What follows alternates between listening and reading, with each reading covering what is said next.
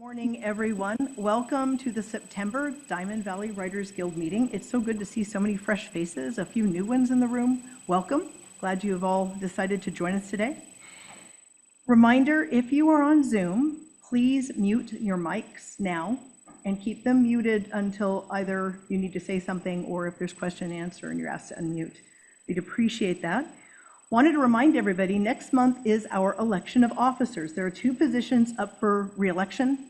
One is my position, president, so if anyone is willing to step forward on that, we would love to speak to you. The other position is treasurer, and again, she's in the back, Jessica, and that position is open as well. Do not be intimidated because there are people in these positions. We really need volunteers. We'd love to have people step onto the board. If you are interested even remotely and want to know what the jobs entail, please reach out to one of us, okay? Anthology update. Kevin.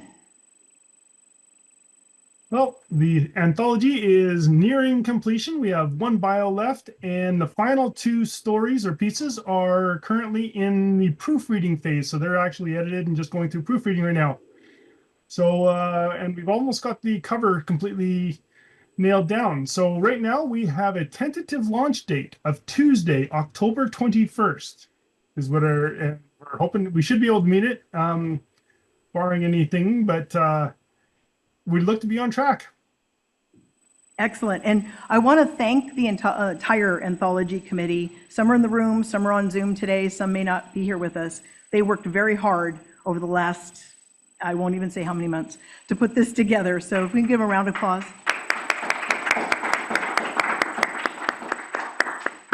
Okay, Kevin, website and or Cafe Press merch? Not a lot has been done on the website lately. We've added the latest board meeting minutes, and I think there was a couple of new books that are on the member book page. But other than that, not much is happening. As for Cafe Press, we haven't added any new products lately, but I heard through or saw through one of their forums that they're going to be adding some Christmas items soon. So I'll probably get those on there as soon as they're available. Excellent. For those of you who don't know, Kevin is Vice President of Diamond Valley Writers Guild. He's also our webmaster. He does a fabulous job with both positions. Thank you, Kevin. By the way, since we are a nonprofit, the proceeds from anything you buy on Cafe Press in our Diamond Valley Writers Guild shop, we do get a small percentage of the proceeds.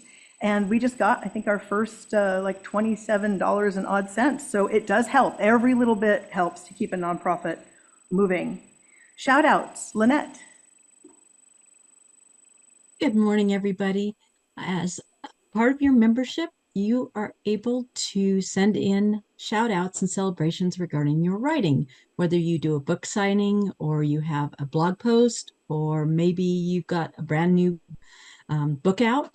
We want to celebrate that with you. So get your information into us as soon as you can. Usually I call for that on the 5th of the month, and then around the 20th, we'll send that out to our entire mailing list. And we've got over 300, 400, somewhere. 500 now. 500 now. 500 we have people. 501 people on our mailing list. We can reach with your information. And if you've got a book, let us have a picture of the cover. Let us have a little blurb. And of course, the purchase link, and we'll get that information out to you guys. So been real successful. We enjoy celebrating with you, and just go ahead and send your information into the Guild's email. And again, Lynette is one of our board of directors. She's our member at large. Her job is outreach to the membership. She's not up for re-election, and we're glad because we want to keep her in the position as long as possible. So a little round of applause for Lynette, please. And Lynette, you're up again with National Novel Writing Month. And some of us used to participate in NaNo, and NaNo has gone away, National Novel Writing Month. But there are other organizations that are stepping up to kind of fill that gap for November. I know that I've used NaNo quite a few times. Never made the 50,000 in a month, but made significant progress. One of the organizations that is putting it out there this year is Pro Writing Aid. They are calling it Novel November. It is supported by Scrivener, and I use Scrivener, so that's kind of how I found out about it. And 11 Reader. Those are kind of the ones that are supporting it. It can be kind of cool. So I wanted to share it with you guys because they are going to have sprints. They're going to have accountability. They're going to have some New York Times bestselling authors doing some workshops. It's all free. They're going to have different things like that. They're going to open their dashboard October 1st, so you can get going, where there's some daily writing sprints and Q&As and badges and stuff. Tried to make it a lot like Nano. One of the other cool things that I really thought that this was worth sharing with you guys is apparently the way they've worked their interface is it will work with whatever you're writing on. So if you're writing in Google Docs, you're writing in Microsoft Word, you're writing in Scrivener, it's gonna be able to interface with those so that you don't have to like do this cut and paste over into whatever they're doing. So I will send out the link to anybody that's interested in maybe doing that. And I know that in the past, as a guild, we've had somebody that was willing, and I think it was Karen, believe it or not, Robertson, that did an accountability group. One week just kind of got together on a very fast Zoom call and just touch base with people, help people say, yeah, I'm getting going, or I'm doing great, or somebody give me a push. So if we have any volunteers that would be willing to head up an accountability group, maybe just once a week during November to kind of cheer people on, reach out to the guild and through either the email or just message one of us and let us know, and we will make sure that you have a Zoom link and that you can do that. Okay. I know that some people are not using Novel Writing Month for writing novels. You can use this for however you need to do it. That's one of the other things that I thought was cool about this one, Pro Writing Aid, is they're like, if you're going to spend the month editing, here's your chance.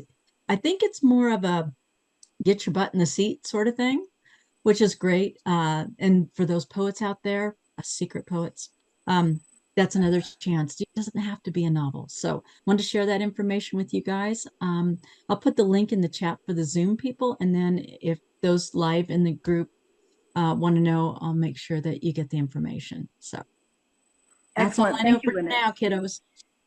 Thank you, Lynette. Again, we're looking for a volunteer to head up that Zoom NaNoWriMo group, or it's not NaNoWriMo, it's Novel Writing Month group.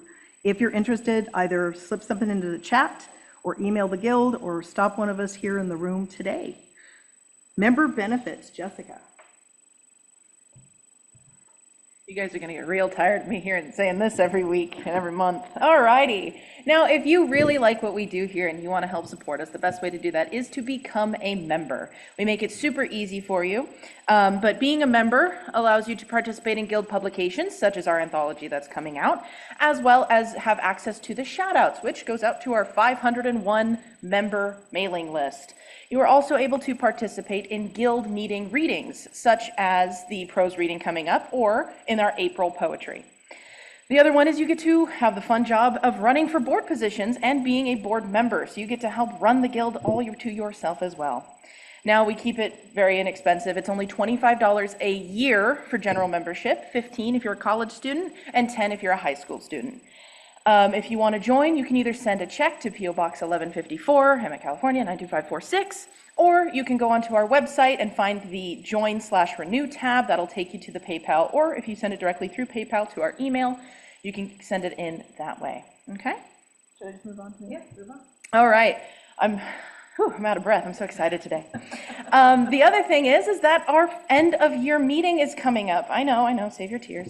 But we have our October prose reading. I am the facilitator of that, and submissions are already open. It opened on the 1st of this month, and it closes on October 11th at 11:59 p.m. So if you have a story that you want to submit or you want to write something, go ahead and send it into our email. The parameters are it's 1,800 words or less. You don't have to meet the requirement. It's not graded. But it's 1,800 words or less, and you have to follow our no 3 Ps. So no proselytizing, no pornography, and no profanity. Keep it, no. Profanity? Oh, don't remember. Look it up. It's on the website. The flyer is already on the website. By the end of this meeting, it'll be up there. You'll see all of the information you need to know. If you're going to send it in, please send it as a docx file or a Word document. Politics, that's it. Politics, you can curse all you want. I'm kidding. But you can send it into our email and just have 2025 pro submission and your name, no, don't write your name, but your name, into the subject line. Send it to me, send it to the attention of Jessica. I'll get it and I'll let you know. I promise. I have seen that many of you have already sent some in. I am going to get to it. I am going to read through them and I will get an answer to you, I promise. But now that it's finally past this meeting, starting this today, you'll be getting a lot more information from me on it. So please submit and read your work. This is my favorite meeting of the year. It's when you get to share your work with the Guild, which only happens twice a year. So this is really exciting. I urge you to participate. Thank you so much. Thank you, Jessica. Again, Jessica is a board member. She's also the treasurer, which, by the way, is probably the hardest job because she has to report to the IRS. She has to do all the bookkeeping. It's a nonprofit. There's a lot of governmental oversight, and she handles all of that, and she does a fabulous job. Oh, one thing, a reminder, you must be a paid member to participate in the actual reading. Now, you can come and you can participate as an audience member. We'd love to have you. But if you want to read something, you must be a paid member, and that's easy to do. Okay. Couple of quick announcements.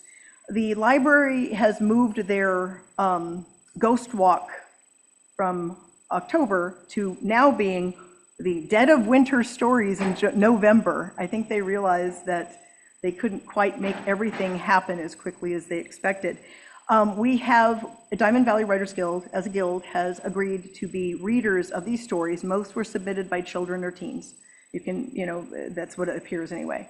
We have 6 stories, and we're looking to round out a committee to read these stories because they want us to rank them, and they're going to pick which ones are going to be performed and or read during their Dead of Winter tales. So Jessica, who just spoke, is heading up that committee to read through those 6 stories. They're very short, 2-3 pages most. So if anyone is interested in volunteering to be on her committee, it would involve reading the 6 stories, and it's no editing or evaluating. It's just saying, okay, I like this one best, this one's number 2, this one's number 3, etc. That's all the library wants from us. If you're interested, please let us know. Also, we have a booth on October 11th at the Riverside City Book Festival. It's a Saturday. We got a couple yays in the room. I know some of you are participating.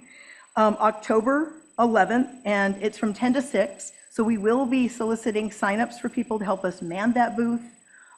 If you could donate an hour or 2 of your time to sit there and talk to people about the Guild, that would be fabulous. If you're interested, email us or put your name in the chat, and my trusty henchman on Zoom will jot down your name, I'm sure. Right, Kevin? Other groups. We have one guest at least today who came over from the Sun City group because she heard about us. Well, we like to pass on the favor. So there are other groups in the Inland Empire and in Southern California, if you're interested in participating with them.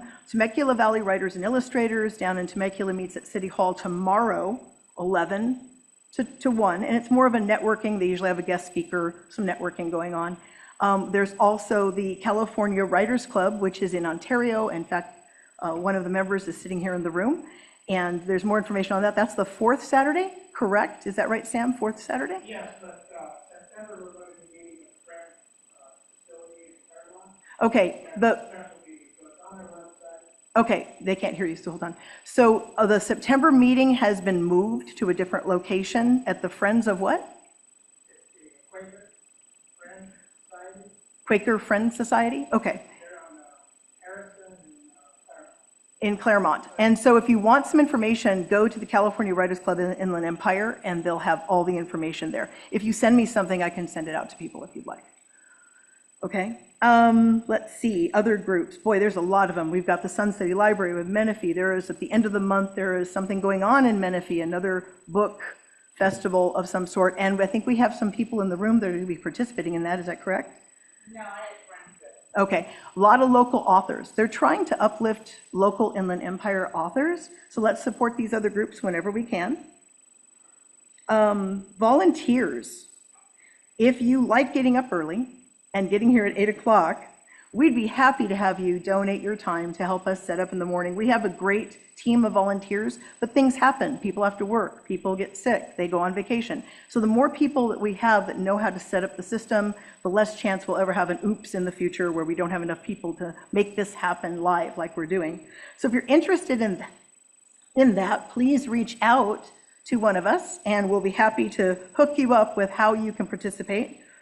We also are looking for writers to present monthly tips. We try not to retread the same topics, so we're looking for new voices, new faces, new subjects. And we're looking for a social media volunteer, someone who can take over we have a Facebook, YouTube, and Instagram. No, we don't have an Instagram, X account. We'd like someone to take over helping with getting the word out on social media for the Guild. So if you have a knack for that and would like to be involved, please reach out on that. Now, my favorite part of the meeting, member successes. Let's start with people in the room. Has anyone in the room accomplished something, did something? Ah, there's somebody. I knew Dennis was here for a reason.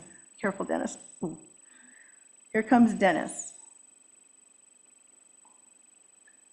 Hello, everybody. I'm Dennis, and my story is taking place in 312 AD. It's called Titus and the Christian coin. It's about a coin, and it also has to do with great persecution, which happens just before this time. And then this young boy is a Christian, and he is persecuted, and he's sent to a mine. There's a mine collapse, and he ends up saving a citizen. Because he does that, he's got to go see the emperor to be able to find out what his fate is. Well, my story is finished. My book is done. I have one footnote I need to add, and I'm still tracking that down. But the other thing is that I have a launch team that I am putting together, and it coincides actually pretty closely with what we're doing with the Guild.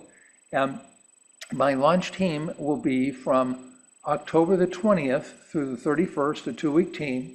I have a professional who is doing the launch for me, and anybody who would be interested can go ahead and write to my website and ask to be on the launch team. I'll give you the application information and everything. And it is DennisConradAuthor.com, HTTPS and the other information there in advance.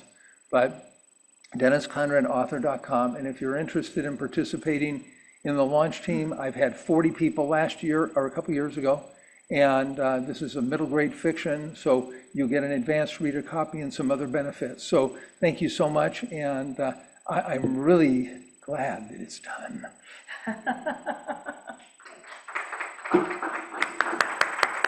Thank you, Dennis, and congratulations. This is what, your third children's book? Yeah, Two picture books, and now this is first middle grade. And I remember when he first came to the Guild and was just starting, how do I do this writing thing? Now he's got his third book coming out, so it does actually happen. Is there anybody on Zoom who would like to unmute and tell us about a recent success? Looks like Kevin is. Yes, after years of being just ebook only, I finally have all physical copies of all of my books, finally. Congratulations. And tell people where they can find you on our website and how to find you on our website. It's pretty easy, kevinkindle.com. All my books and links are through there. Also, if you're wanting to find any of the authors who are paid members of the Guild, if you go to our website, that's dvwritersguild.org, right? Yeah, dvwritersguild.org. There is a member book page, and it's searchable. You can put in someone's last name, first name, title of the book, and it'll pop up our members' books. And there's a bunch of them up there. Do you know how many we've got on there right now, Kevin? Approximately? Not exactly sure on numbers, but I would say 350 to 370 books. 350 to 370 books from our paid members. And just to give that into perspective, we only have 70 paid members right now. We have a 501 mailing list of people. So there's a lot of people that come to our meetings and et cetera, and are not paid members. So of those 70 paid members, we have well over 350 published books on our website. That's pretty phenomenal. That speaks very highly of our members. Let's give our members a hand.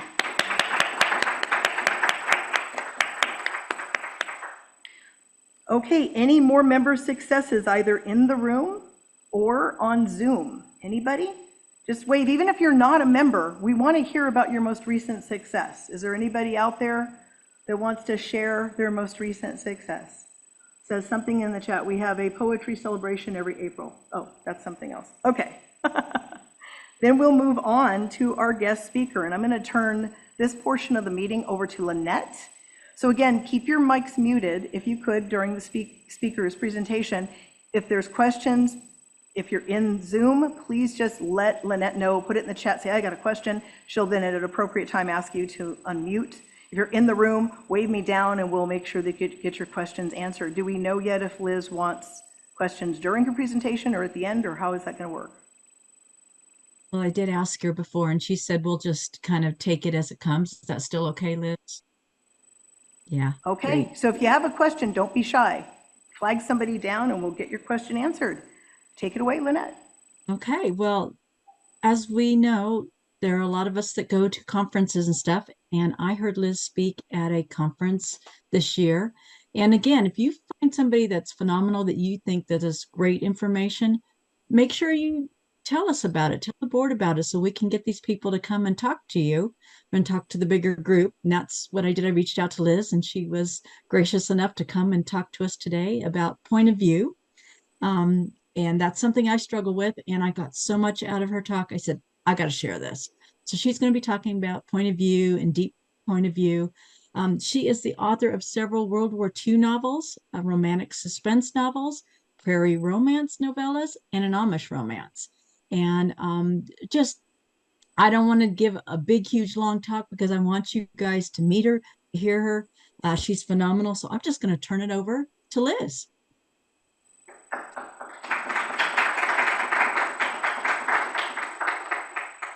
Thank you so much, everybody. I am in Southeast Wisconsin near Milwaukee, so good morning, Southern California. Looks like, from what I can see, that you have some sunshine there, which we don't have any of that today, but we have the mosquitoes, which was fun walking the dogs this morning. So yeah, I live in Wisconsin. I'm married to my high school sweetheart. We have 3 adult children. One who actually lives kind of out in your area. He lives in Encinitas, California. He's in the U.S. Marines. And we have a daughter who lives in Jacksonville, North Carolina. And we have a daughter with special needs who lives at home. And 2 dogs that keep us busy. So Lynette was talking about making sure her dogs were behaving. My husband took our daughter, went to the store, and I'm just hoping the dogs upstairs will behave while I'm doing this.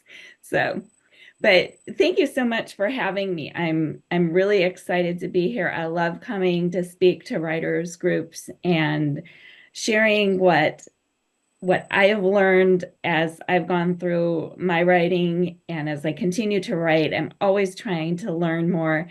And this point of view and deep point of view came out of one of my books. I had an editor who edited the first 6 of my books, I believe, and she was phenomenal. And every time we started a new book, she said, okay, Liz, what is it you would like to learn from this book this time?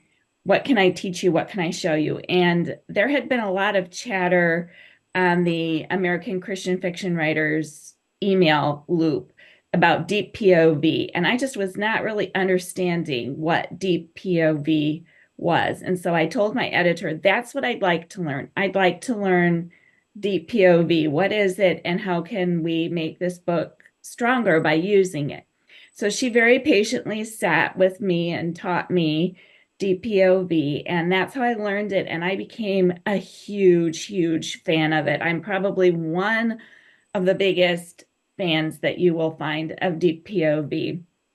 So we'll get into that in just a few minutes, but we'll go back and we'll start with what is POV, or point of view. I don't want to insult anybody. I don't know what range you have, if you have some really beginning authors, some advanced multi-published authors. So if you know all of this already, I'm sorry to be plowing the same ground, but I want to make sure that everybody understands that we have all our terms defined so that we're all on the same page.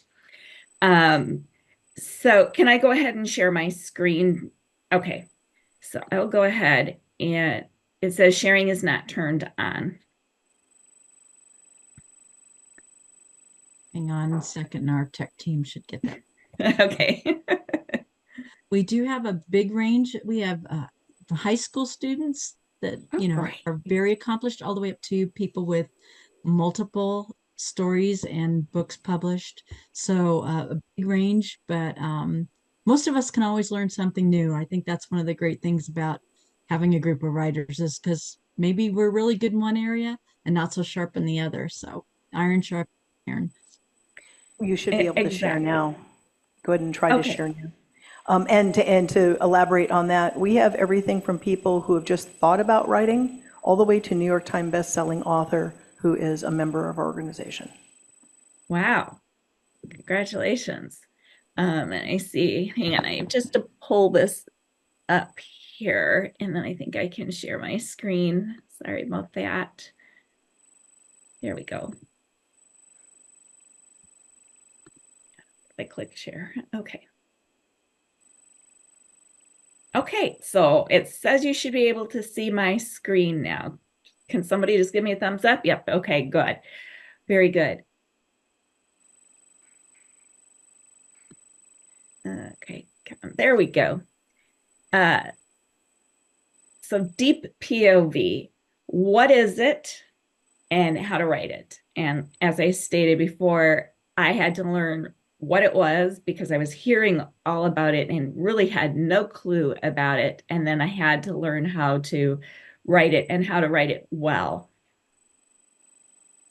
So let's start off with, what is POV, or point of view? And we can mean two different things by point of view.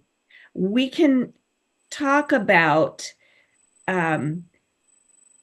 it in terms of what we learned in English class. So you high schoolers, you're probably learning point of view in your English classes and your writing classes at school now. And that is the old first person, second person, or third person, or omniscient points of view. So quick refresher, first person is using pronouns like I, my, me, mine, so on and so forth. So it's the main character is the narrator of a story, basically, is what first person is. So whenever you talk about yourself, you're talking in first person, usually. So you're saying, I went to the store, I slept well last night, this morning I ate some breakfast, and now I'm going to go to the writers' meeting. That's first person. You're telling your own story. Third person uses pronouns like he, she, her, him, his, hers, things like that. So that is where there is somebody else is telling that character's story. So it's if I tell my husband's story and what he did this morning, he got up before me this morning, and after he had breakfast, he said, let's go for a walk. And so he took the dogs for a walk. Okay. So there I'm talking, and I am narrating somebody else's story. So that is third person point of view. We don't really use second person point of view really at all. It's talking to the audience. You might use it in nonfiction. It's where you use the pronoun you. So you need to sit down and buckle down. You need to do this. You need to do that, whatever. That is second person. And it really just is not used at all in writing, except maybe a little bit in nonfiction, because you're stepping out of a narrator and you're telling the audience what to do, things like that. So really, in general in fiction, you want to avoid second person point of view. And it's hard. It's really hard to explain. It's really hard to write. So let's just pretend it doesn't even exist. Or there is also the omniscient point of view, where there is a narrator.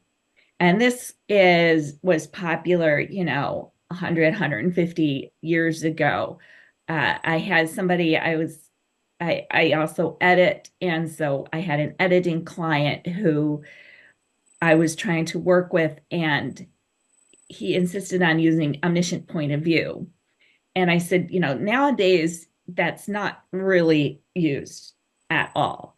And he said, well, if it was good enough for Edgar Allan Poe, then it's good enough for me. And I said, well, that Edgar Allan Poe was a long time ago, and things have changed, and how we write has shifted, and the rules are always kind of changing and moving. And sometimes it's hard to keep up with them. And there are a few, there's starting to be a little bit more omniscient POV coming out again.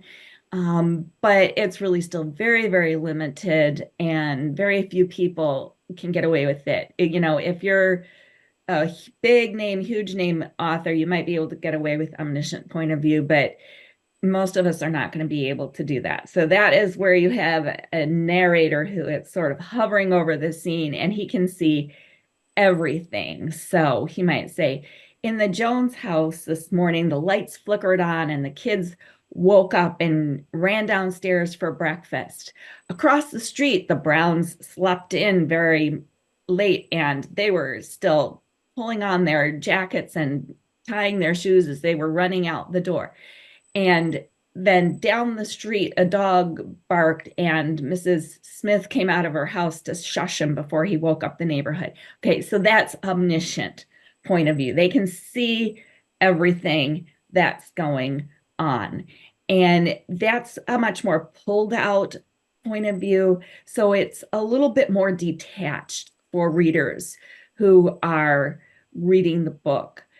You don't get to be really deep into the characters, and we'll talk about that in a little bit, and why that gets into deep POV and why I like it so much.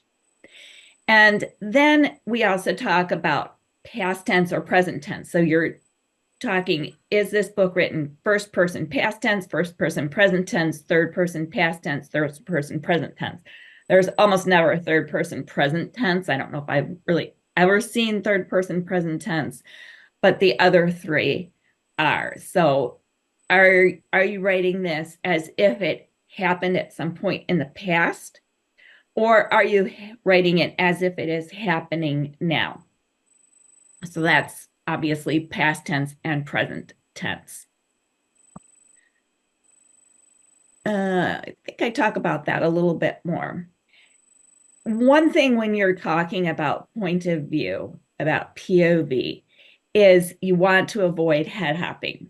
And if you want to know what got me started as a writer, something I actually had really always wanted to do, but what gave me that final push was because I was reading a lot of fiction at that time, and there was head hopping.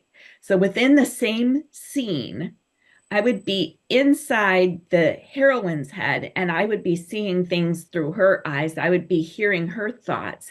And then it would hop over to the hero's eyes, and I would be seeing things through his eyes and hearing what he thought about things and felt about things. And it would go back and forth. And it was so distracting to me as a reader that it was driving me crazy, because I couldn't keep track of whose head I was supposed to be and whose thoughts was I hearing. And I thought, I don't like this at all. I can write something where I don't do this. I didn't even have a name for it. I didn't know it was called head hopping at the time. But I said, I can do this without head hopping. Well, spoiler alert, it's not as easy as you think it is. And I still do it. I will slide. My editor has caught me sliding from one point of view, and all of a sudden, say I was in the heroine's point of view, all of a sudden I'm here in the hero's point of view. And I don't even realize that I've done it. So Sometimes it still happens, but you want to avoid it as much as possible. In each scene, you should pick one character for your readers to see that scene through their eyes, to feel their emotions, to see what they're feeling, to see what they're thinking. And that is one scene. If there needs to be a shift in POV, then there needs to be a scene break. And then you can go into another character's POV. And that's mostly what you're going to see in fiction today, where the head hopping is really taboo nowadays, which I'm so glad for, because it just, like I said, drove me crazy as a reader. And so you want to, and we'll talk about this too in a minute, but pick a character, stay in that character's head and that point of view for that entire scene. And that will help to develop this deep relationship between the characters and your readers, which is so, so important. Oh, here we go. Choose the POV, whether it's first person or third person, past tense or present tense, that works best for your writing style and for the story. So there are some authors that I know who absolutely will not write first person. They don't like doing it. It's difficult for them. And I know some who are just the opposite. They find third person really difficult. And I have a critique partner who she writes her first draft all in first person so that she's sure to avoid that head hopping, because then she's only writing from one point of view. And then as she goes through and makes her edits, she changes it to third person. How do I know this? Because sometimes I find where she forgets to do that. But that's what she does in order to stay there. But so she's comfortable writing either first or third person, but she actually prefers first person. Whether present or past tense is going to work best. And I can't say for this genre, this works best, and for that genre, this works best. There is no really right or wrong. It's what you're comfortable writing and what the story dictates or demands. And you're all writers, so you will understand this. I tend to be a third person past tense author. I have written some first person, and it's when the character starts speaking to me in first person. I was on a research trip researching one of my books, and I had toured the building that was sort of going to be so central to the story. It was almost another character. And as I was touring this building and looking at the displays they had in this building, a scene just popped into my head, and you fiction authors know exactly what I'm talking about. All of a sudden it will just hit you and it will be just like right there. And I was actually traveling. I ran back to the Airbnb where I was staying, and I told my friend who was with me, I said, we'll watch silly cat videos in a little bit, but I have to go write this scene right now. And I sat down and it just came out as first person. That is how that character was talking to me. That's how that scene came to me. And so her POV stayed as first person present tense the entire way through. And it actually worked really well because she ended up being a mystery character, and it wasn't revealed until the end who she actually was. So it was a three different timelines. And so you didn't know from the past timeline, which she was the middle timeline. And so it ended up working really, really well in that story. So you have to figure out, and it might take some doing. You might write a chapter in first person and reread it and go, yeah, no, this isn't working, and switch it to third person or vice versa. It might take a little doing and a little playing around and a little tweaking to see what's going to work best. But don't be afraid to try something else and see if it works well for your story. And this is what I was talking about as well. Be consistent with the POV that you choose. Unless it's done really well and it's not easy to do. That character that was in first person, there were two other points of view in that story. And two other point of view characters, one in the past, one in the present, and then this one in the middle. The past story, the contemporary story, they were both told in third person, past tense. But this just middle one, and it was just a small amount, saw it every now and again, very short chapters. It was first person, present tense. And it was always very clear. I always made it very clear that that's what we were switching to.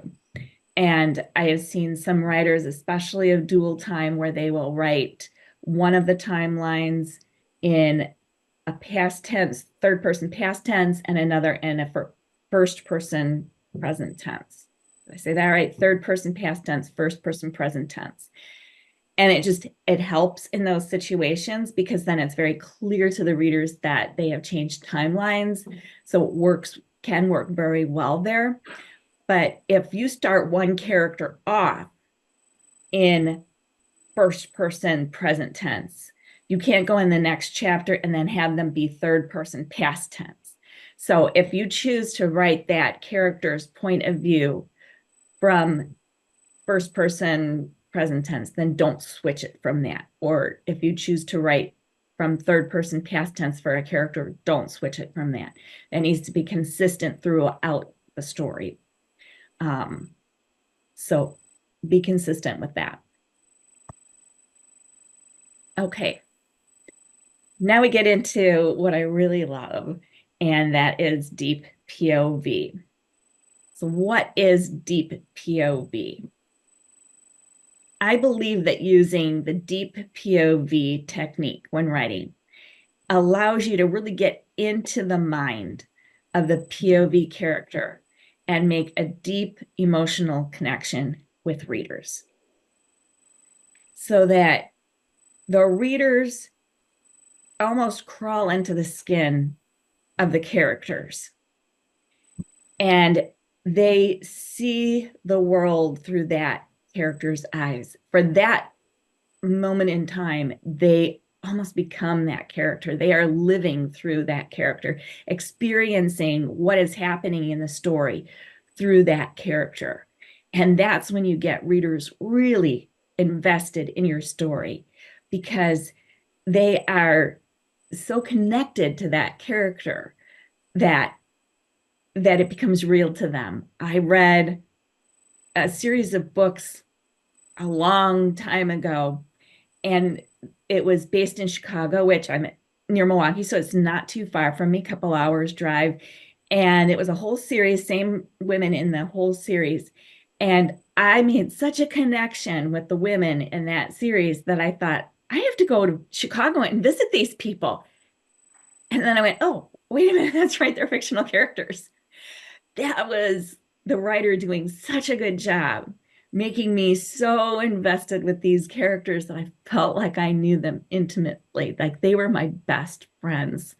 And that's what you want to accomplish as an author. That is so important and so critical, to keep readers turning pages, to keep them up till 3 a.m. reading your book. That's the goal, really. And deep POV allows you to really do that.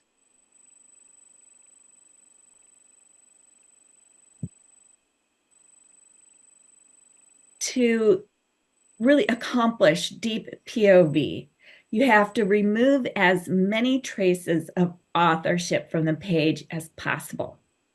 That's really the best definition of deep POV that I can give you, is removing traces of authorship. And we'll talk about how to do that in just a minute.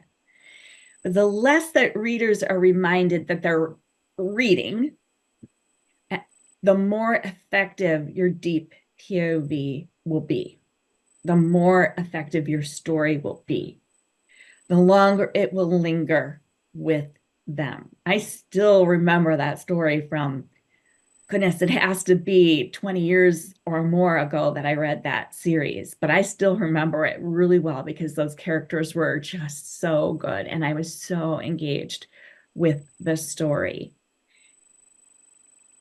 remember that the key is to hold your readers enthralled with the story from the beginning, from the first word to the last word, and then to have them. I mean, I read one that was so well written that I finished it. I was sobbing as I finished it. And I literally just had to sit for 30 minutes and just sort of take it all in. It was so good, but it was done well because it was done in deep POV. I was so connected with the story that I felt like I was so invested in it. I felt like I was there, and it was so emotional for me. The author took me on a real emotional journey, and it was fantastic, and I remember that as well. So that's what the goal is. That's what you need to do. Get rid of the traces of authorship and make this an immersive experience for your readers. It shouldn't just be an activity that they do. It should be an immersive experience for them. Again, your goal is to immerse your readers in the characters' heads. They live the story through that character. And here's one thing about deep POV is that your readers can only think, feel, smell, see, taste, know, remember, so on and so forth. We'll get into some of that in a little bit. The things that the character would know, think, feel, smell, see, know, understand, remember. So that it's more than an activity, it's an experience. So if I heard my husband just come home upstairs, but I didn't know that until I heard the floors creaking upstairs. Oh yeah, I'm in Wisconsin, so we have basements. That's where my office is. That's why I can hear him coming in the house upstairs above me. But I didn't know that while he was down the street that he was coming home. I only knew it when I could hear that. And so that's the way it should be as well. Your readers can't know that the character is, or that the character's husband's coming home by saying her husband was just down the street and would be home soon. That's not deep POV. She realized her husband was home, and that's not even deep POV, but the creaking of the floors upstairs told her her husband had arrived home. So it's like putting on blinders. And you as an author also have to immerse yourself into that character. Get to know that character so well that you also are immersed as an author. And very often I will finish writing a book and I will get done and I will be exhausted, absolutely drained, because I will have become so emotionally invested with my characters and what's going on in the book. So when can you use deep POV? I have heard that it is best for suspenseful novels because that keeps, from giving away clues as to what's going on, or for mysteries, things like that. But I take issue with that. I think you can use it for any novel. I have used it for any novel. I've used it for my World War II and for my romantic suspense, which are in and of themselves suspenseful novels. They just have that characteristic to them naturally. But I've used it for romance. I believe I used it for my Amish romance. It can be very useful in writing romance. Any genre that you write, deep POV can be very good and can be very useful. Just a contemporary romance, it works very well in. Why is that? Because, again, you want your book to be an experience for your readers. If they're reading an Amish romance, they should feel like they're Amish. If they're writing a suspense, they want to be kept in suspense. If they're reading a contemporary story, they want to be immersed in, Washington, D.C. in 2025 or wherever your book takes place. You want them to feel like they have become that character. And that should be across all genres, fantasy, everything. And that's why deep POV works no matter what the genre is. Alrighty, let's get down into the nitty-gritty now. And how do we go about writing deep POV? And the first thing to do is to get rid of all telling words. If you've been in the writing community for any length of time, you've heard show, don't tell. And this is basically what this is showing, don't, not telling. So all of those telling words, and there are a whole long list of words that are like flashing red lights that you are telling. And those include thought. He thought that that movie was not good. That's telling. And we'll get more into this as well, but there wasn't a clear resolution to the problem in the story, so it wasn't very good.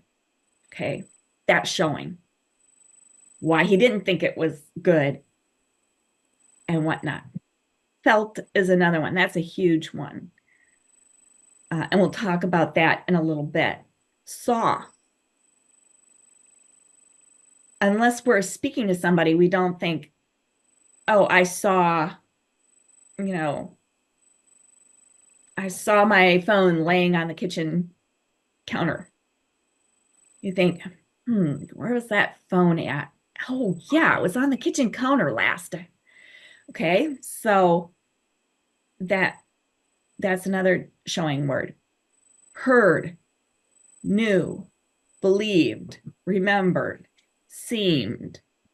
All of those and more are telling words. Instead, show it. Showing versus telling. So, not deep POV. She thought about how hard it was raining outside. And it's funny because we actually had a rainstorm last night as I was going to bed. Just as I was crawling into bed, the thunder was rolling and the rain was pattering on the roof. I could hear it. I didn't say, I think it's raining outside. No, the thunder was rolling and I heard it. Oh, it's raining outside. That's really what I thought to myself. If you think about how you think, it's a hard exercise to do, but if you think about how you think, I didn't say, I think it's raining outside, because it very clearly was. So I went, oh, it's raining. And now she'd need an umbrella. Or in my case last night, oh, it's raining outside. That's going to be good for our garden. That was my thought last night. Not deep POV. She knew he was the man for her. Just FYI, none of these are really great sentences. They're just examples. Deep POV, just get rid of this. She knew. He was the man for her. That's actually a much stronger sentence because there's confidence in that second sentence. He was the man for her, period. It's a much stronger sentence. Whoops, sorry. There we go. Maggie wondered how much longer this could go on. There we have that telling word wondered.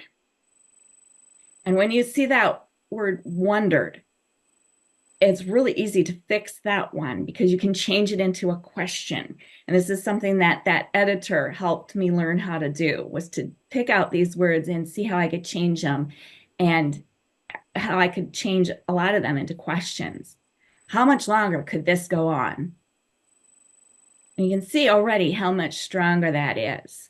You're really deep. You're thinking that same thought with Maggie. How much longer can this go on? I don't know. How much longer is it going to go on? How much longer is it going to take? It's a stronger sentence because we've gotten rid of that telling word, wondered.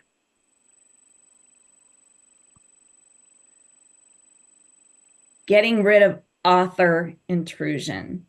This is big one. So author intrusion, it will very often be found in a long narrative section.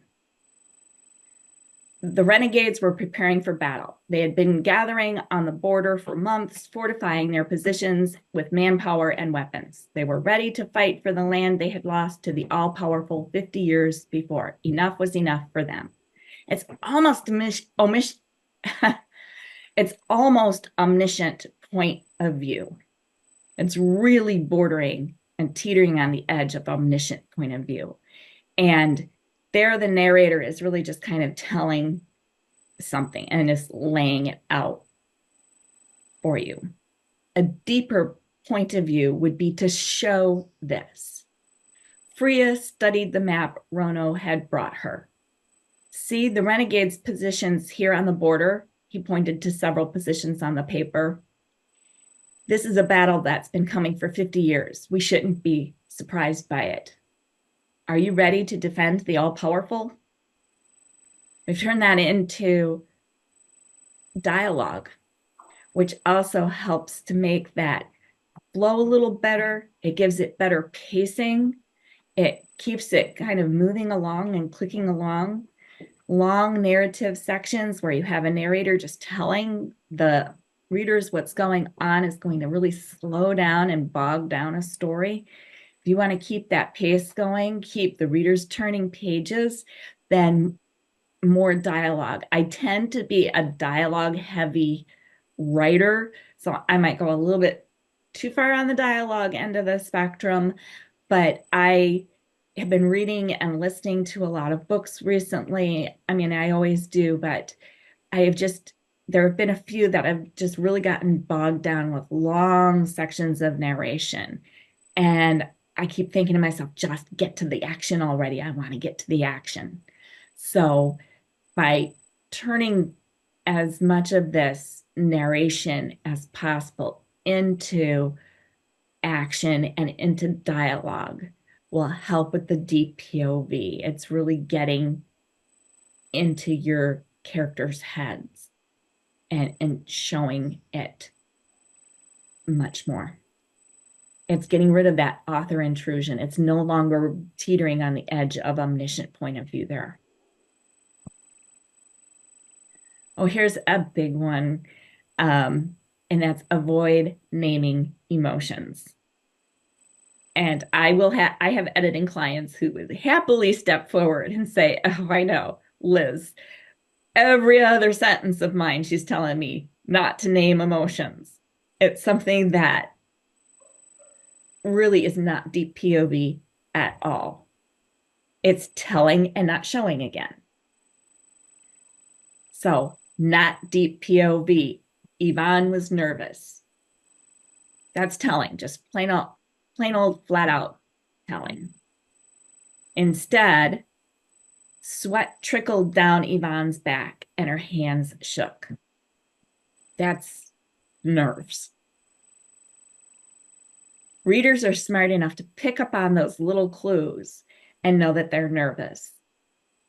I believe it was Kara Putman that I heard speak once at my local writers group. Pretty sure that's who it was. And she spoke about writing cinematically. And that's kind of this same thing. It's the concept of you can't know when you're watching a movie what is going on inside of the characters' heads. They don't stop a step to the side and say, I'm nervous right now. Unless they're talking to somebody and they might tell their friend, oh, I'm really nervous about giving this speech tomorrow. But you can pick up on their clues by their actions. So these might be, too hard for cinematic, but you might see if she, she's kind of playing with her hands or cracking her knuckles or twirling her hair or something like that. You'll see that on the screen. And right away you will realize, oh, that character's nervous. Or if you see them speaking, but they're like looking down and kind of won't make eye contact with the other character, aha, that guy's lying. You pick up on those little clues that you see on that screen, and you do the deductive reasoning to come to the conclusion that that character is nervous or sad or angry or whatever emotion that they might be feeling. That's writing cinematically. That's avoiding naming emotions. It's showing those emotions. And when you show those emotions, your characters can feel it. We all know what it feels like to be nervous. We all know the sweat trickling down our backs and our hands shaking because we're so nervous about something. We know about, fidgeting with our clothes. We know about, I can't look him in the eye because I can't tell him the truth. We all know what that feels like and what that looks like. And by not naming the emotions, but instead showing them, you've created this emotional connection between the reader and your characters.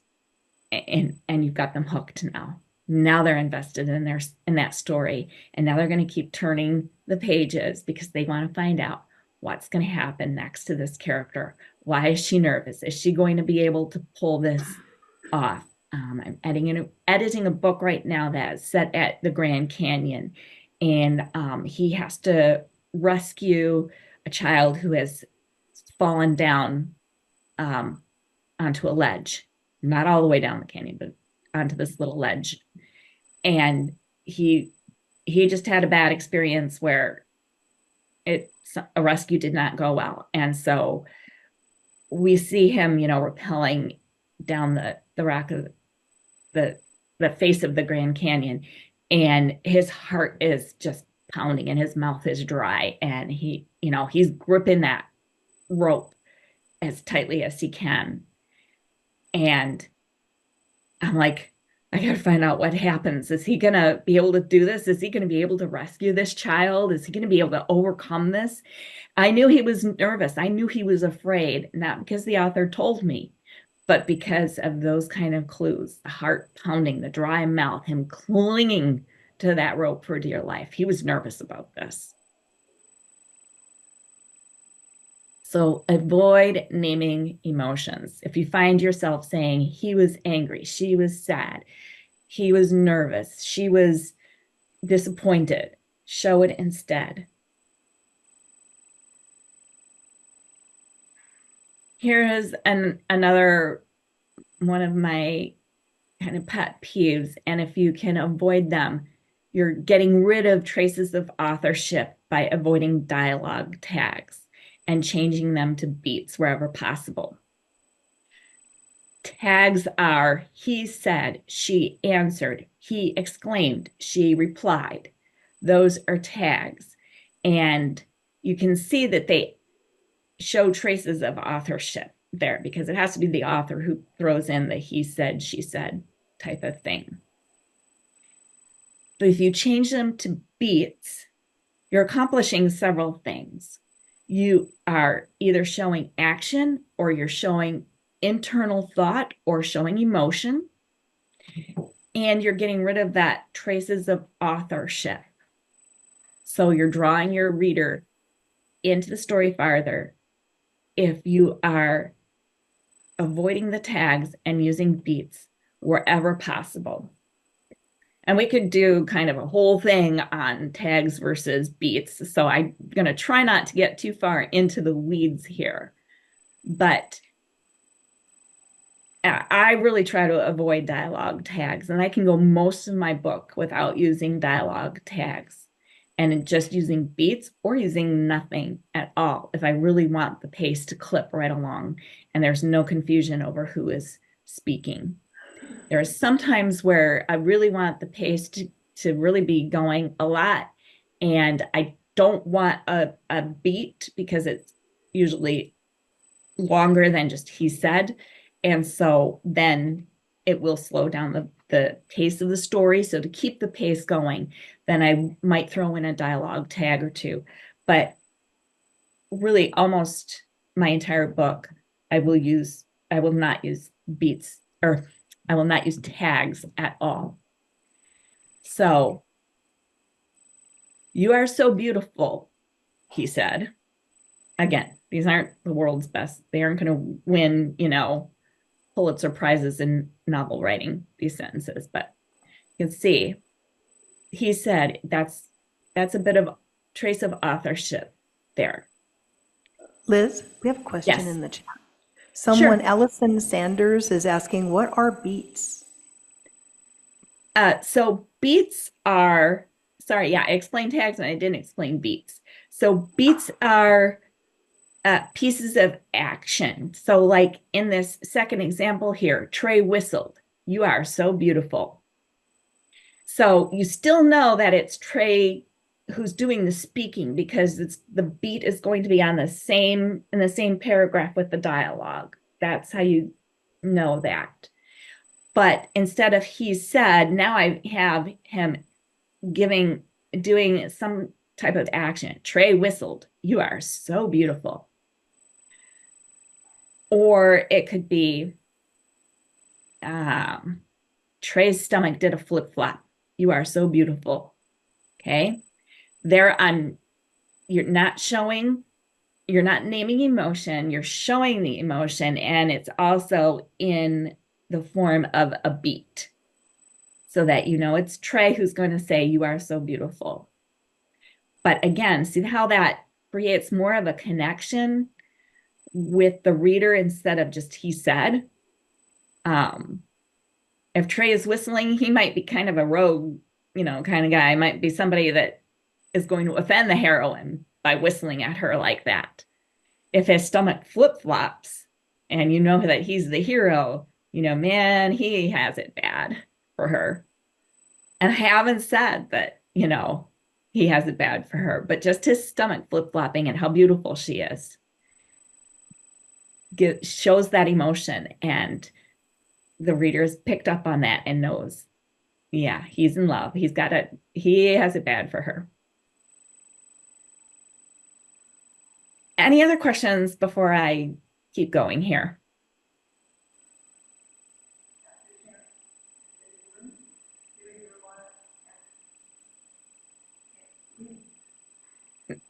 Okay. All right. If there aren't any other ones, then I'll keep We going. do have somebody, Okay. All right, have sorry. somebody who does have a question. We have a little mic issue, and so it's a little delay. Sorry about And that. the mic is just fine now? Go ahead. Okay, perfect. The question I have is when you were talking earlier about the characters, you seem to be switching within your examples between first person and third person. Were you intentionally giving different examples of types of writing? Or I was thinking as you were talking about it, that deep POV is always from the first person because you're experiencing, it's an exposition on what they themselves are experiencing. So thank you for answering my question. Sure. Yes. Those were just examples.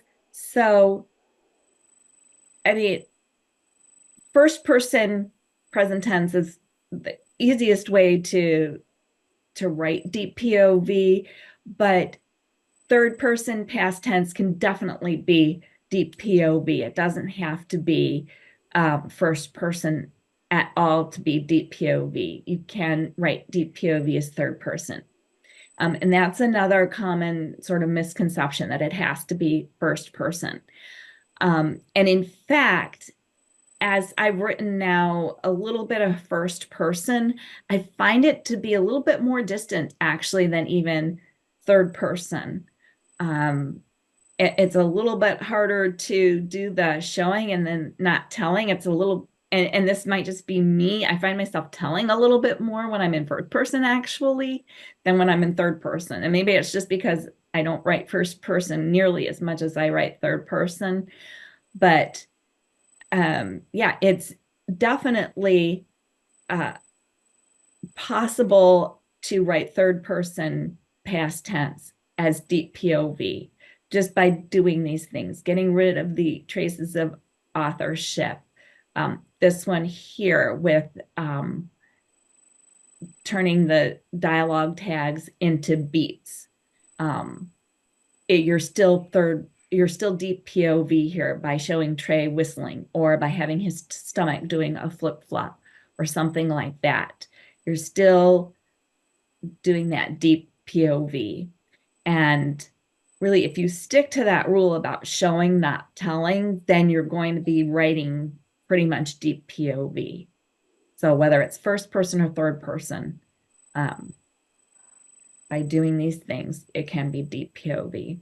And you can still make that really deep emotional connection between your reader and a character who's told in third person.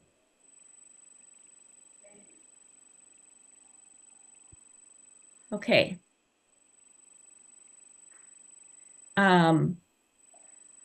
Avoid lengthy description. And I kind of got into this a little bit before with the narration, but avoid large chunks of just describing the setting.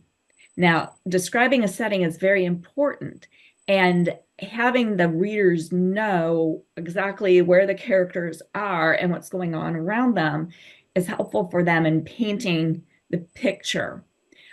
But so you want to avoid these long info dumps of just scene, of just setting.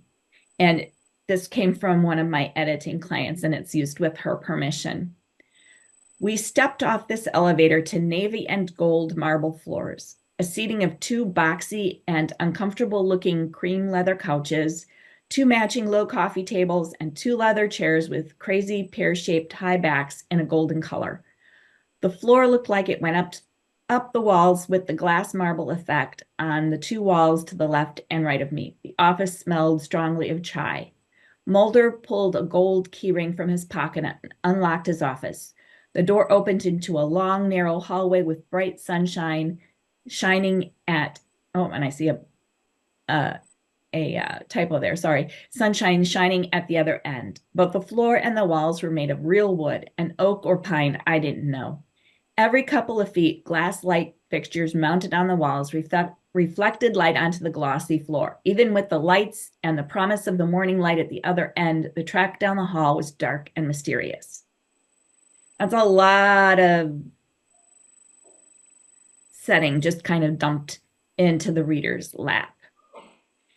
But if the characters interact with the setting, it's much more natural.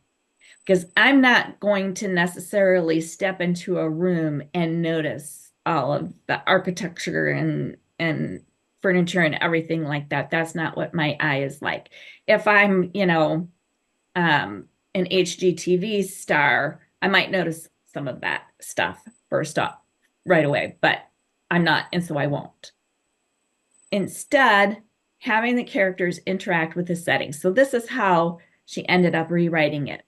Stepping off this elevator, the spicy odor of chai greeted me. My tennis shoes squeaked on the mirror-smooth navy and gold floors as we walked past a seating area with crazy pear-shaped high-back golden chairs.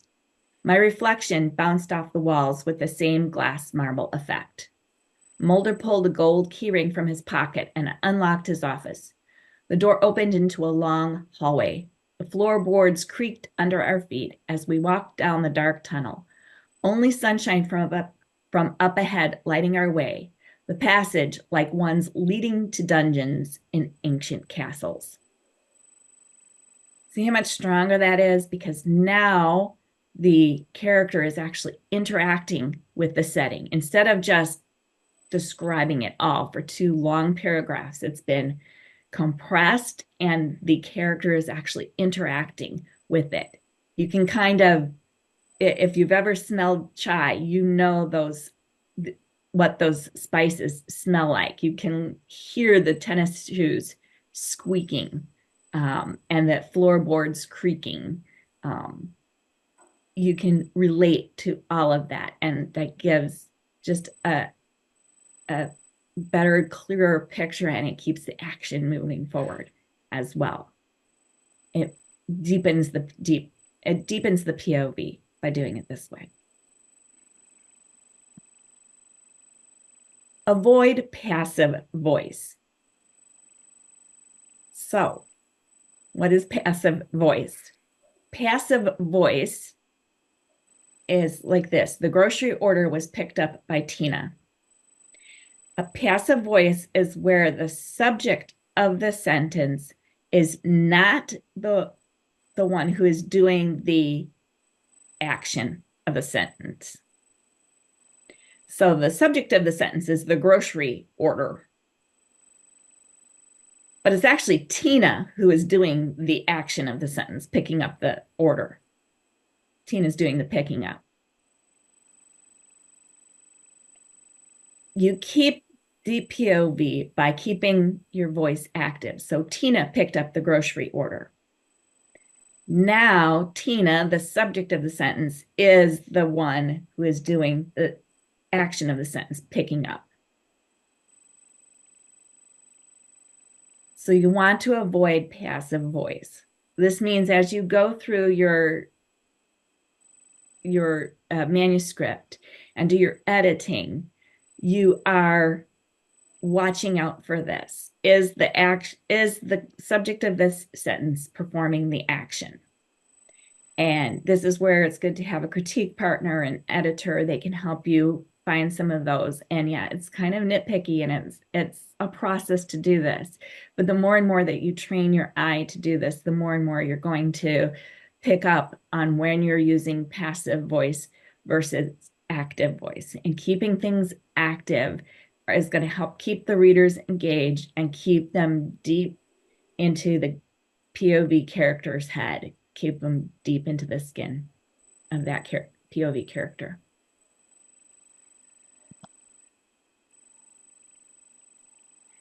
And there was something going on our writer's loop.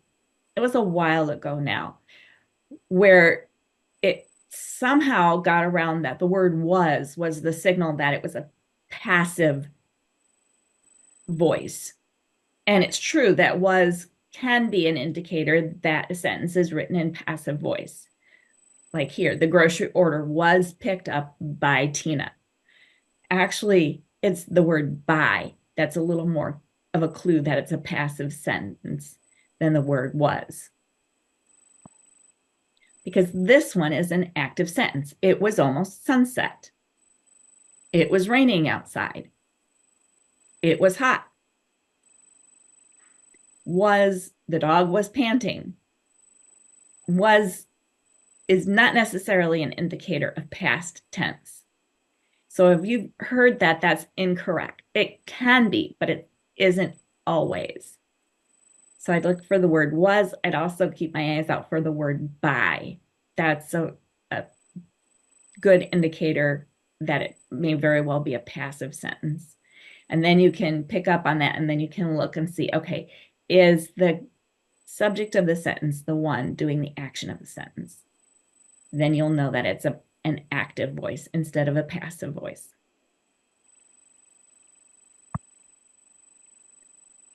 Don't use italics. It's another little pet peeve of mine. And italics, especially if you are in third person past tense, and then you switch to first person present tense and you italicize that because you're showing a thought in the POV character's head. Okay. And I didn't write down an example, and I don't know why I didn't write down an example for this, but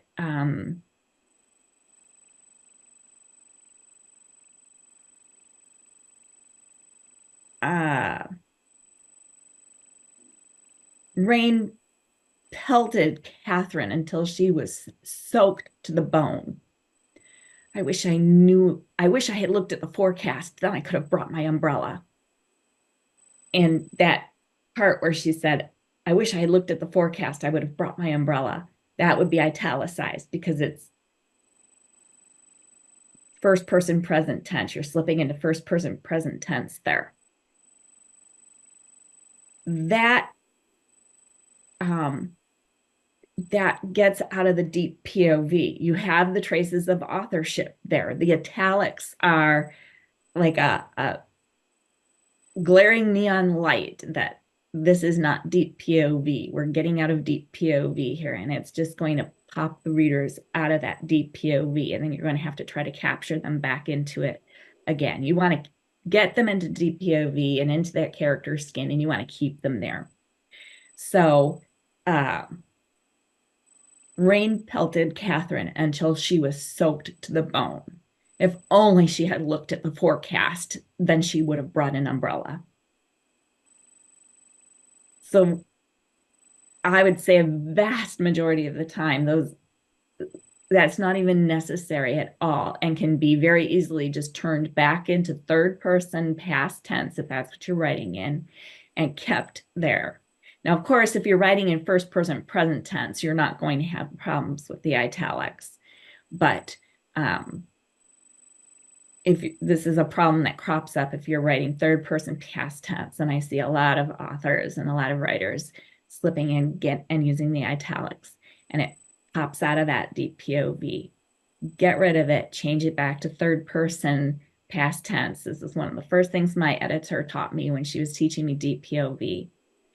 Only use it for prayer, because prayer, and only for an internal prayer. If it's obviously an external prayer, if it's an audible prayer, then it's going to be in quotation marks. And keep it short. You don't want, 2 pages worth of a prayer, a quick help me Lord or something like that. That's really the only exception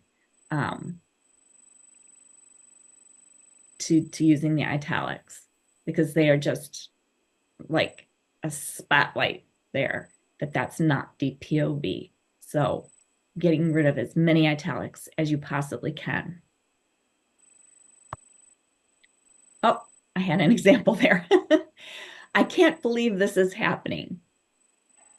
That can be turned into deep PO. So,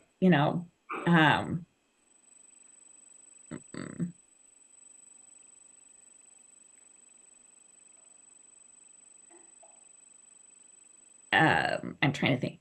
The tire popped and the car swerved to the right. Caroline shook her head. I can't believe this is happening.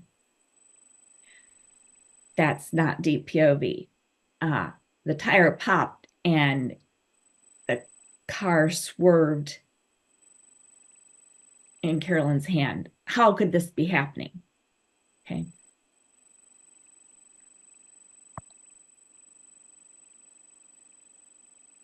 Okay, and another thing is having characters notice things that they wouldn't usually notice. That's not deep POV. That's author intrusion getting in there. For example, the male janitor caught a whiff of Myra's perfume as she sashayed by him. Chanel No. 5, if he wasn't mistaken. I wish I could see all of you. I would have all the men in the room raise their hands if they knew what Chanel No. 5 smelled like. If they could smell a perfume and know like that, it was Chanel No. 5. I'll bet you nobody is raising their hand right now. Any men in the room? Any men in the room? Any men in the room? Any men in the room? Can you raise your hand? Would you recognize that scent? Now, there's not a single hand in the room that raised they'd recognize that scent. Didn't think so. Not at all. Unless you are what do you call somebody who creates perfumes? Maybe then you would know that. My dad would probably know that because it was the scent my mother always wore. So they were married for 65 years, actually had known each other their entire lives. So for 86 years before my mother passed away, he had known her, and she had worn Chanel No. 5 from the time she was a young woman until the end. So that would be the only exception, but it's an exception. So I said before, I am not an architect or even a designer. And so I'm not going to walk into a room and notice things that somebody who is an architect is going to notice. Or even my husband is an engineer. We drive down the road and he notices things on the road, especially road construction, because that's what he does. He's going to notice those things. I'm not going to, because, that's not me. I'm getting to learn because he tells me, but otherwise I wouldn't notice. So don't have characters noticing things that they wouldn't usually. That's jumping out of that deep POV. Remember, you need to stay in that character's head. So if they're not going to know what Chanel number 5 smells like, then they can't be noticing that she's wearing Chanel number 5.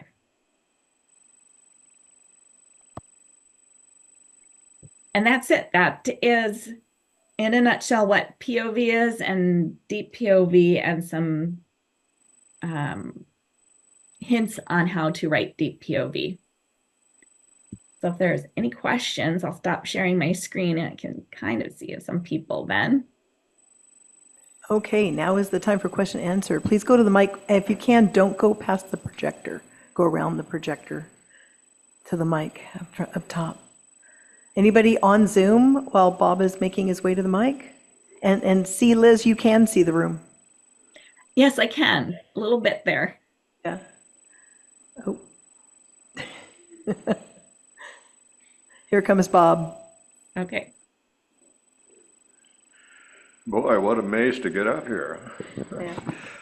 It just seems to me that this deep POV would be very much like actors would call method acting, where you just immerse yourself into it instead of describing it. That's all I got to say. Oh, I would agree 100%. That is where the actor needs to get to know the character that they're playing really, really well so that they can portray them that way, especially if they're playing a certain type of character. If they're playing a police officer, they might shadow the police for a while to get to know what they think and feel and what their job is like. If they're playing a historical character, they might watch, if there is movie footage of them or descriptions of them, they might read about them to get to know them. And in order to write deep POV, you have to know your characters really, really well. So I will spend at least minimum of a day, an 8-hour work day, just getting to know one character, especially the hero or the heroine. And then that actually, as I write it, then I learn more and more about them and I add to that. And then when I go back and do my edits, I add all of that in. But by the end, I know my characters backward, forward, inside out, upside down, more than even shows in the book. I know my characters really, really well. And like I said, I become them in a way like a method actor would, where I write the end and I'm like, oh, I'm just so exhausted from living through what they had to live through, because I do it as I write, for sure. We do have a question in the chat. Do you want to unmute and ask your own question? JRBNA, I don't know what that stands for. Hi, Liz, and thank you to the Guild for allowing me to participate. I've been listening intently, and just my question, Liz, would be, I've been listening, and it's all made a lot of sense to me. But I'm a poet, and my writing has been prose poetry since I was a kid. So I just think my question is for you: did you apply, or have you ever had to apply this to a nonfiction or any type of poetry that you've written? And if not, I'll just take your answer however you provide. Thank you. Sure. Yeah, I'm a fiction author. I've never really written nonfiction. I've edited nonfiction, and it depends on the nonfiction. I have edited theological tomes that obviously deep POV does not apply to, but I have also edited some fiction material. I'm thinking, or I mean, nonfiction. I'm thinking of a book about the blessing of being single and dealing with, you know, living your life being single. And there were places where I encouraged her to, you know, show her emotion instead of saying, you know, when all my friends were dating and I wasn't, I got so frustrated. And I said, well, let's show them. Let's give some examples of you being frustrated. You know, tell me a little story about a time that that happened. So it can be applied to that kind of nonfiction writing. And then as far as poetry goes, I think you're probably doing a lot of deep POV as a poet, I would imagine, where you're not saying she was sad. That's a really bad poem. I'm sorry if you're saying she was sad. You are doing a lot of showing of the emotions and things like that as you're writing poetry. So I think you know, you're naturally doing a lot of deep POV when you're writing poetry, but obviously can be applied to poetry as well. And thank you for that. My only comment will be that that was my thought all along as I was listening to you, that, you know, the whole concept of DPOV, I mean, to me and any other poets that are a part of the guild here, you know, this is our wheelhouse. Yes. Right. This is where we start.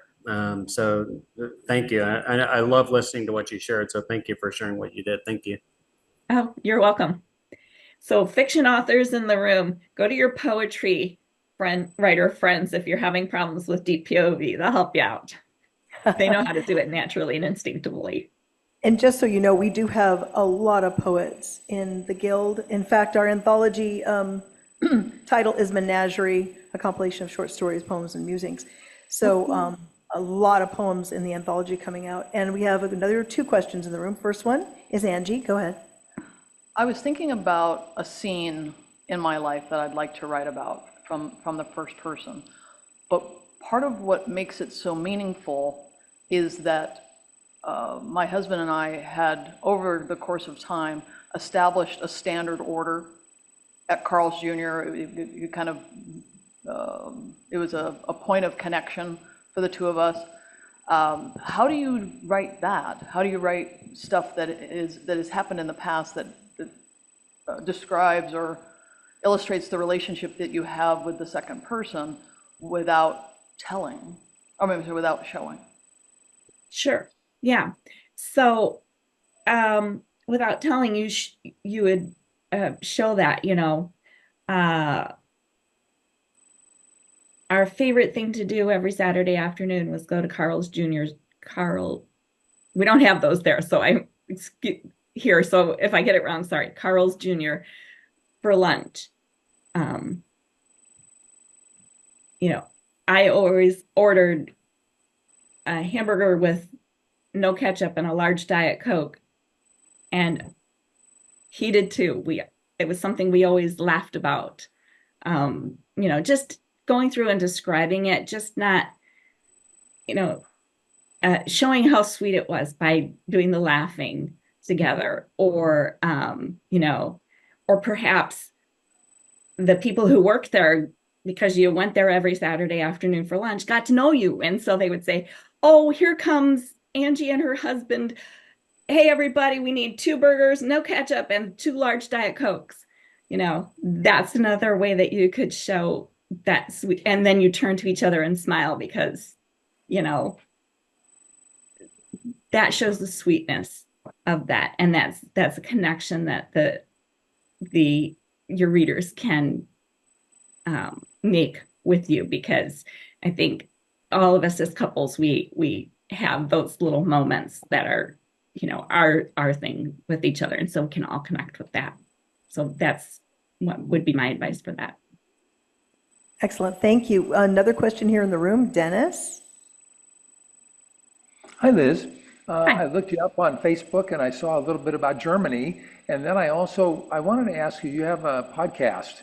Yes. And do you talk a little bit about DPOV during the interviews that you have with authors? And You know, if there's a place for me as an author interviewee, I've been on podcasts. So thank you for going ahead and sharing.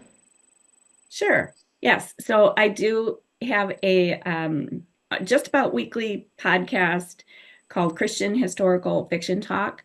And it's really geared toward readers. So I will share with them different authors. I'll have different authors come on and talk about their books. And I will sometimes have topics on there, but the topics are always related to readers. So the most recent topic that I did was a couple weeks ago, which were readers retreats. And so just I shared some experiences of mine because I had been to my first readers retreat a few weeks ago. So no, I don't talk about deep POV in there because I'm talking to readers. But I do talk with authors, and I did get your email. I believe you're the one who emailed me, and I'm sorry, I just haven't gotten back to you. I'm still catching up from being in Germany. I was gone 2 weeks, so I figure it's going to take me at least 2 weeks to get caught up, but yeah. Okay, any more point of view questions in the room or on Zoom? I know that some of you have a question and you may be a little shy. Feel free to open up your mic, unmute, and ask a question if you have one. Okay, I'm not seeing anybody. Lynette? I'm not seeing any either. So I think, must have been real clear. Everybody ready to go grab their pencils and do some writing. Which is great. That's fabulous. I just have one comment on POV. I didn't ask a question, but I always heard it described as having the camera on your shoulder. I think Bob had a great example as an actor, and I've done a lot of acting myself, and absolutely, you immerse yourself in the character. But as a writer, if you've never had acting experience, think in terms of being that camera on the shoulder. You're only putting on the page what that camera can see, or what that human being holding the camera can smell, taste, hear, etc. That's what it was described to me. I always thought that was a good example. What do you think, Liz? I think that's another great way of explaining it, is that little camera on your shoulder, so that's especially for seeing, it's limiting your vision. You can't see anything else than what your eyes can see. And so that's another great way to think about it. And you can't hear anything that the camera's not going to be able to pick up. So, yeah. All right. Well, Liz, thank you very much. It was an amazing presentation. I think everyone got a great deal out of it.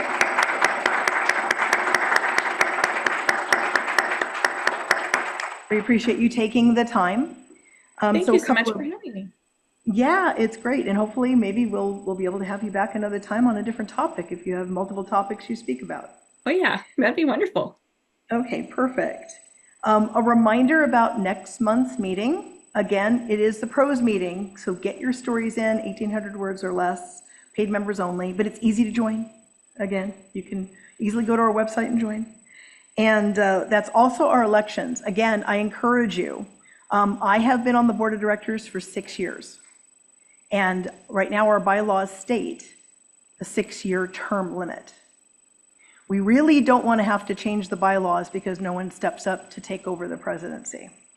To be honest, Kevin would do it, except he lives in Canada. So he is ineligible to become the legal representative of this nonprofit in the United States. So if anyone is interested, reach out to me directly, reach out to me to the Guild, and we'll discuss what it takes to be president. Otherwise, volunteers, membership, that's pretty much it. We're going to adjourn, and those in the room are invited to the networking luncheon at Emilio's. It is a no-host networking luncheon, but they expect us every month, and we have a great time. Hope you all can make it, and we'll see you all in October. Thank you.